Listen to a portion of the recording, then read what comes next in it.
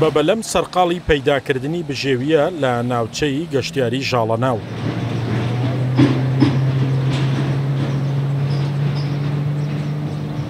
هاوسەر عەبدوڵڵا خاوەنی بەلەمی گەشتیاریە و ئەو لە بەرامبەر دەستکەوتنی بڕەپارەیەک بە تایبەت لە ڕۆژانی هەینیدا بەناو ڕووباری سیرواندا هاتوچۆ بەو گەشتیارانە دەکات کە دێنە ژاڵەناو.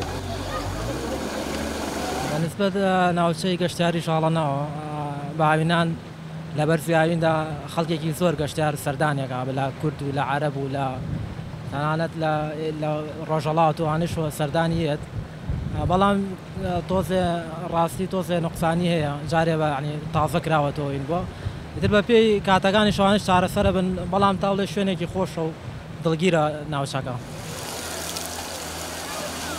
لەگەڵ هاتنی وەرزی گەرما ئێرە گەشتیارێکی زۆری تێدا کۆ دەبێتەوە. بە قسەی گەشتیاران ئێرە ڕێگای دووری بۆ نزیک کردوونەتەوە و کاتەکانی خۆیان لێرە بەسەر دەبن. ئێمە لە کفیواتمانە لە دیۆکەوانی لێرانە زۆر کەشوهاگی خۆشی هەیە، لەخوا زیابێ زۆر باشە، زۆر بۆ ئارامی ڕاتڕێەوە، زۆر کەبرێدە باشیان هەیە لەخوا زیابێ زۆر عیبی.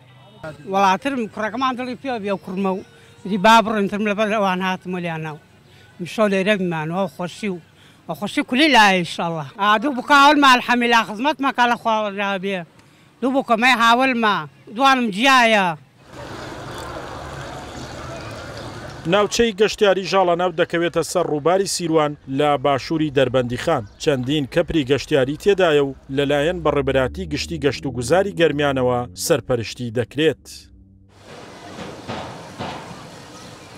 شاخەوان محەممەد، کورسات نیوز، دەربەندیخان.